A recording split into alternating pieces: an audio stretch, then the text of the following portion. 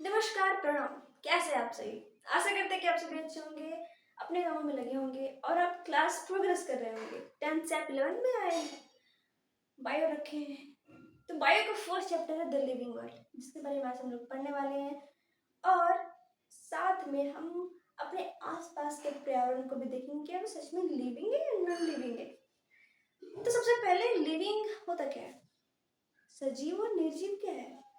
Class 10th का आप जब पढ़ते होंगे तो जैव प्रक्रम चैप्टर है या लाइफ प्रोसेस, जिसमें पहले अध्याय पहले पैराग्राफ में ये बताया गया है कि मैं कैसे डिफाइन कर सकती हूँ कि कोई सजीव है या फिर निर्जीव है। तो सजीव है तो क्या वो श्वसन करता है तो सजीव है, रिस्पिरेशन, या फिर क्या उसमें ग्रोथ होती है तो क्या वो सजीव है। तो ग्रोथ तो वैसे पहाड़ भी कर लेते हैं, थोड़ा थोड़ा से बढ़ जाता है, तो निर्जीव है ना। या फिर ऐसे कहूँ कि नहीं, वो चलता हो, आवाज देता हो, तो ऐसे में डिफाइन नहीं कर सकती। जैसे कि चाहे बिल्ली या कुत्ते की बात कर दिया जाए तो वो चलता फिरता है, खाता पीता है, लेकिन जब वो सोता है तब तो आवाज नहीं करता, चलता फिरता नहीं है, उसके अंदर श्वसन की क्रिया भी होती है। तो क्या इससे ये मानो कि वो निर्जीव है? नहीं ना। तो बहुत सारे ऐसे कैरेक्टर्स जो हैं जो कि डिफाइन नहीं करते कि वो क्या सच में सजीव है, यानी कि लिविंग है, या फिर नॉन लिविंग है।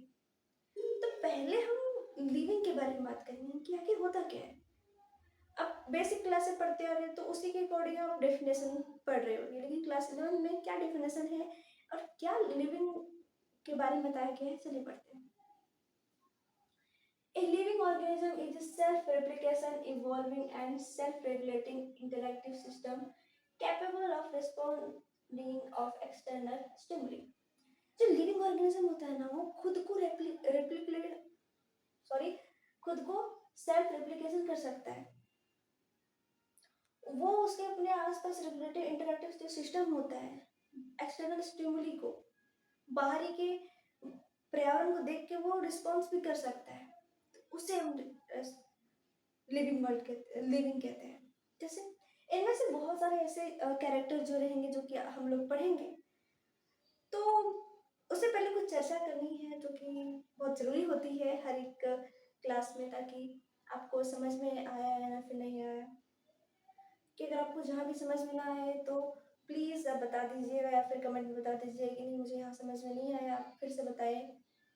या फिर आपको कोई और सब्जेक्ट को लेकर टॉपिक के बारे में वीडियो चाहिए तो आप कमेंट में दे सकते हो या फिर कमेंट में लिख सकते हो, जिससे मैं देखने के बाद मैं उसे अपने तरफ से पूरी कोशिश करूँगी या फिर मैं बनाऊँगी वीडियो। दूसरी बात ये कि क्लास 11th में आप आए हैं और नया नया बुक्स नए बुक्स है, नए चैप्टर है, नए नए वर्ड्स है, तो इसे देखने के बाद घबराए नहीं, बिल्कुल घबराए नहीं, क्योंकि नए वर्ड्स आएंगे तभी तो आप नया चीज़ सीखेंगे। और इसमें पेशेंस खो बैठेंगे, घबरा जाएंगे तो हो गई 11th आपका।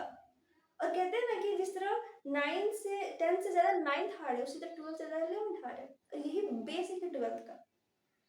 तो आप 11th अच्छे तरह से अगर पढ़ ले, और खासकर biology, physics, chemistry native subject मतलब आप जो रखे होंगे तो आपके लिए बहुत आसान हो जाएगी। तो चलिए शुरुआत करते हैं। तो भाई साहब, हम लोगों ने ये पढ़ लिया कि लिविंग ऑर्गेनिज्म जो होता है वो सेल्फ रेप्लिकेशन होता है, ये खुद के जैसा रेप्लिकेट कर सकता है। सेल्फ रेगुलेटिंग होता है, मतलब कि खुद को रेगुलेट कर सकता है। इंटरैक्टिव सिस्टम, अपने इंटरैक्टिव सिस्टम में जो उसके पास क्षमता होती है responding, capable of responding to external stimuli, यानी कि बाहरी पर्यावरण को देखने के बाद उसके पास अपना क्षमता होती है जिससे वो रिस्पॉन्स कर सके। इनमें से क्या क्या कैरेक्टर्स हैं जो कि मैं डिफाइन करता है कि वो लिविंग वर्ल्ड है या फिर नहीं। तो फर्स्ट ऑफ ऑल पहला ये है कि ग्रोथ ग्रोथ है, दूसरा है रिप्रोडक्शन,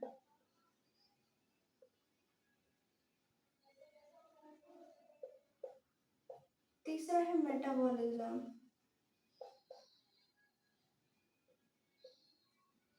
चौथा है सेल्फ कॉन्सिनियस,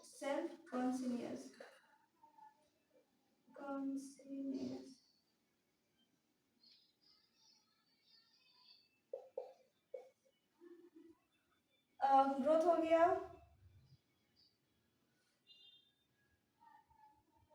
रिप्रोडक्शन हो गया, मेटाबॉलिज्म हो गया, सेल्फ कॉन्टिन्यूस हो गया, और पांचवा है सेलुलर रिस्पिरेशन।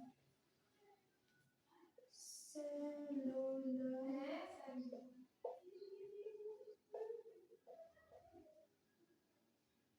रिस्पिरेशन, और छठा भी होना चाहिए ना, क्या है? छठा नहीं है, हाँ होगा तो बताएंगे ना।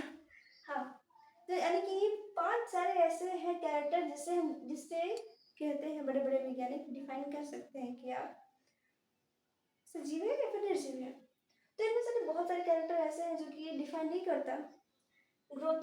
जो कि मैंने आपको कहा कि ये ग्रोथ ना लिविंग लिविंग एनिमल या ऑर्गेनिज्म में इंटरनल होता है, और वही नॉन लिविंग होता है तो एक्सटर्नल होता है।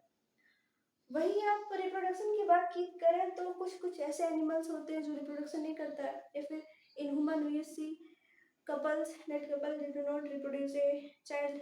तो क्या मैं सुनिश्चित मानूं? नहीं ना। हाँ, कुछ केस ऐसे हो रहे ताकि फिर से रिप्रोड्यूस कर सकते हैं, लेकिन जो नहीं कर पाते उसके लिए। या फिर आप जैसे कि जानते हैं कि मधुमक्खी छत्ता में केवल रानी मधुमक्खी ही जो बीज अंडा देती है, बाकी जो और बीज होती है वो काम करने के लिए रहती है। तो और बीज उसको क्या कहते हैं, निर्जीव नहीं ना। तो मैं कुछ कुछ ऐसे भी होते हैं जिसे देख के ये नहीं कहा जा सकता कि वो जीवित नहीं, या फिर सीधा कहूँ कि वो डिफाइन ही नहीं कर पा रहे हैं लिविंग वर्ल्ड को। चलिए नेक्स्ट अध्याय की ओर, यानी कि नेक्स्ट टॉपिक की ओर। फर्स्ट कैरेक्टर हमारा ग्रोथ था, तो ग्रोथ के बारे में पढ़ेंगे। ये ग्रोथ वाकई में लिविंग ऑर्गेनिज्म को डिफाइन कर सकता है? चलिए देखते हैं। ग्रोथ यानी कि वृद्धि, इन आवर से इन हिंदी वृद्धि, वृद्धि, ठीक है।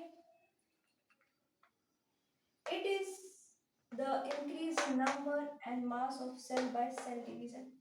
यानी कि इसमें क्या होता है, कोशिका में उसकी संख्या और मास बढ़ता है सेल डिवीजन से। In plant growth continuous throughout their life span. यानी कि जो प्लांट में ग्रोथ तो लाइफ टाइम तक होती रहती है। ऐसे नहीं है कि कोई आया कि नहीं 10 साल बढ़ा पेड़ बंद हो गया, नहीं ना।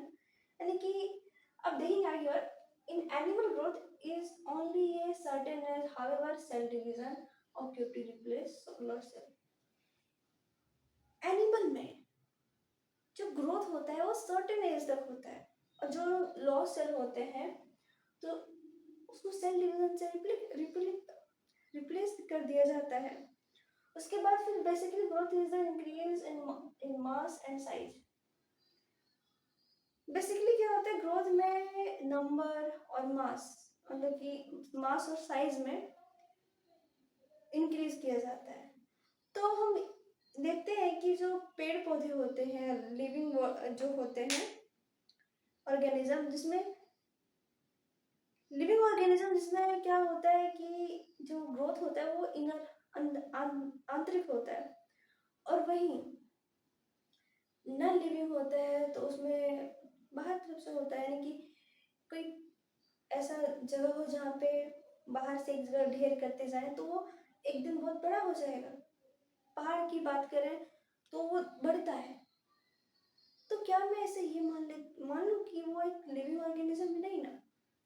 तो इसीलिए in living organism growth is a not definition of क्या लिविंग।